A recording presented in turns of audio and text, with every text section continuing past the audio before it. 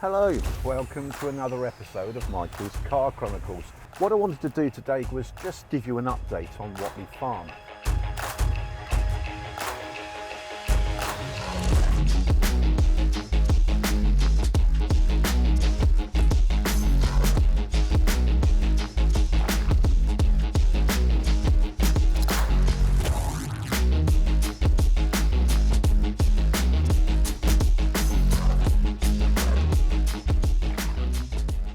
Very much work in progress. There's plenty to do, but the weather's been absolutely appalling. It's almost like one step forward, two steps back. The rain has been absolutely relentless. There's potholes opening up everywhere, and you know, it just gets a bit bloody depressing sometimes. I mean, this is the entrance. This bit's fine. We've repaired a few potholes here. We've started to do landscaping at the front, but we just can't do anything. This was all supposed to be rolled and turfed, but look at it, it's just like a bloody quagmire really. And then as we come round the corner, there's just potholes opening up everywhere. I mean, it doesn't help the bin lorry comes along here, and I think you need a 4x4 to get here, but there you are. Let's just go down the other entrance, because that's nearly as bad. This is the main entrance to the commercial side of the farm. Fencing was rotten, that's fallen down, so we've taken it out. And then there's this dip at the bottom. Now when it rains heavily, this dip actually turns into a ford. I mean, when I was a kid I used to love fords, and if we were driving along, we went through a ford, I'd be really excited. And I loved the sign at the end of the ford saying, "Try your brakes." I used to think that was great, but I don't necessarily want a Ford at the bottom of my drive. So if you've got any suggestions on how I can fix that, i.e. soakaways, build the drive up, storm drains or whatever, maybe you could put a comment in the box and I can look into it. That would be quite. Oh, there's a car coming. Maybe don't put that in the video.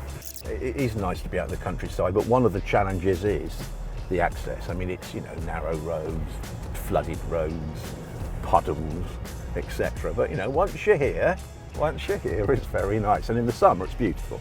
So it's just a bit relentless with all the rain at the moment.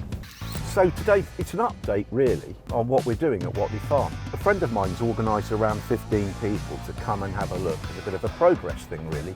Now I keep saying, oh, it's not ready yet, it's not ready. I keep on saying it's not ready, it's not how I want it. And they say, oh, don't be daft, it's great, you know, it's brilliant. And I say, yeah, but it's not ready yet, it's not how I want it, it's looking terrible. I said, don't worry about that. So I'm like, oh, all right then. So yeah, there's about 15 people coming around, and what we're going to do is start at the workshop, have a look around the workshop about what Pitt Lane are up to. Then I'm going to go into what was my showroom, show you what I'm up to in there. And then I've got a bit of a reveal. It's sort of work in progress. It's a car cafe, which I will show you later on. Right, okay, so we're here. So let's start making our way on foot, and then you can see exactly what I mean about the access. A few potholes to sort out, not the best, but I'm sure they can be overcome. In fact, the only people that are really enjoying it are the geese. They're having a great time. They're the guard geese. Morning, Michael.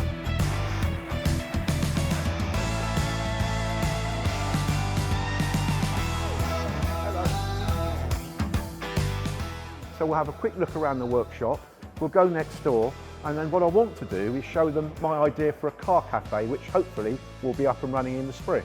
But we'd start in Pitt Lane, just walk around the workshop, then we'll just have a quick mooch about here, and then I want to show you the car cafe, how it's coming on. I've started to put the bar in there, but I'd quite like everyone to be here, and we're all sort of, and I'll put the doors up.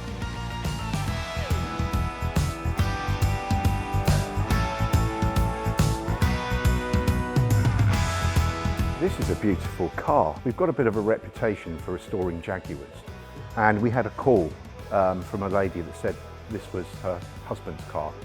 He sadly passed away. He loved, he cherished the car, and would we find a buyer? So we did. We advertised the car on her behalf. Quite a wealthy businessman flew in from Asia and on a private jet. We put it on a trailer, took it to Farnborough Airport, presented him with the car. He drove it around the car park and said, I've got more to see, I'll let you know. So on the way home, we got a phone call saying, yes, please, I'll have it. And what's your bank details? I'll transfer some money. So he said, would I be able to store it for a while until he had a chance to sort out paperwork, etc., to export it to Thailand, which is what I'm doing. Now, I've left it uncovered because shortly after we sold it, we had a phone call from a young lady saying, this was my father's car, and would it be okay if I had a bit of a photo shoot done with the car? So, well, of course it is. So she came with a photographer, and I said, where would you like it? So the photographer said, oh, the covers work, you know, they look good. So we put it in the middle here.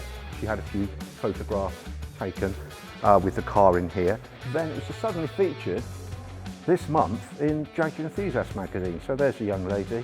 And there's a very nice article she dedicated to her father about how he restored the car. Now, this is my good friend Steve, and of course we immediately hit it off because Steve's a car enthusiast, and like me, he likes his Jaguars as well. We've just done more and more over the years with cars. Steve had an idea recently. He said, I'd like to start a car club. So we discussed it over a pint. We set up a club called the Motoring Collective, and within a short space of time, it's gone from a couple of members to 63, I think we are at the moment today. 64. And this is literally 3 or 4 weeks ago. Yes. I think one friend told another friend, and all of a sudden it's come together. So just say, why did you want to do that, Steve, and what's it about? A few of us in the group are in a motoring club. The social side is now non-existent, so I really missed that and wanted to organise some things to do, certainly in January, February, October, November. So that was the idea behind the thing, and to involve people that would also organise things, so it's not my group, it's our group. So that was the whole principle of it. The idea is obviously working because it's flourishing, and we're already starting to organise things for October, November 2026. So am I right in saying this is like the first meeting of the Car Collective? Probably, yes. Yeah. Yes. We'll do a quick whistle-top tour of the workshop about what's in here at the moment and what we're doing. So this is a Daimler 66. It's a Japanese import. One of the very last ones, which I think is about 92, 93. Basically, they imported it to sell, so we're recommissioning it, getting it working mechanically, and then he's going to sell it. So that's the plan. So this car here, this is a Jaguar 340. The owner's father used to own it, and he sadly passed away. And he had 3 or 4 cars just sort of rotting in a falling down garage. The chap sold those cars, but he kept this one, and he's asked us to get it running for him. And what he wants to do is take it to Goodwood Revival just once, just as a memory of his father.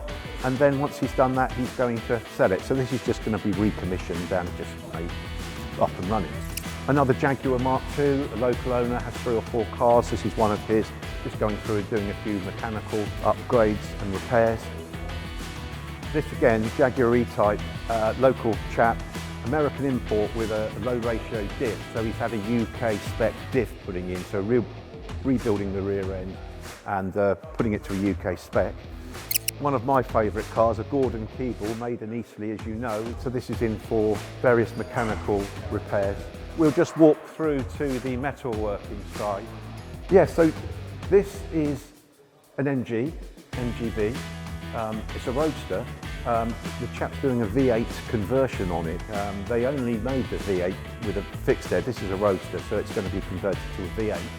And then up there is a Porsche Targa, left-hand drive Porsche Targa. It was completely rotten when it came in. It's just having the metalwork do it. So what's going on in the paint shop? This is a Raleigh restoration project. It's been painted, it's had rust repairs done, and now it's just being refitted, but going back together. Yes.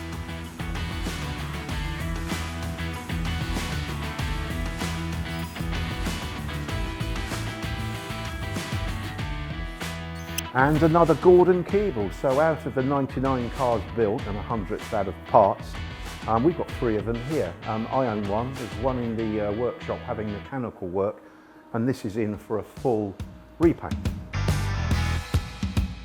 This painting's got a story to it as well, like most things here. So it's an English artist, Paul Smith, not the designer Paul Smith, and another chap, Paul Smith. He did these huge, vibrant paintings, and I first saw him at the NEC in Birmingham when he first set up. He took quite a few of his paintings there and pretty much sold them all at the show. Then I went to the do at Essen, the classic car show at Essen, and he had a stand there. And he had this painting on his stand at Essen. Well, I happened to have a dark green Jaguar type roadster. And I kept looking at it and thinking, well, it's an oil, and he's the artist. And I said to him, could you paint me in it and change the registration? He said, yeah. He said, yeah, of course I could. So we agreed a deal whereby the English artist bought the painting in Germany. He made me sit in a chair. And these were the clothes I was wearing. I sat in a chair and he said, you know, pretend you're holding the steering wheel. I said, so I was going like this. And he took a few snaps and asked what the registration of my car was, which I MYA42E. So gave him a deposit. He went away, repainted it. There was a blonde guy in there before, not old and grey like me, but there was a blonde guy in there. And he painted me in there. So there you go, a personalised picture by Paul Smith. It's got a great 60s vibe. So this is Carnaby Street, and on the corner of Carnaby Street was the shop called John Lord, and it was a fashion shop, quite a famous fashion shop, but unfortunately it's not there anymore. So Paul Smith, the painter, when he painted this, he used this couple. He told me that he took a photograph at the Goodwood Revival of this couple and used that photograph to paint into this 60s theme. So I don't know who the couple are, and if they're watching, they might say, oh, that was us.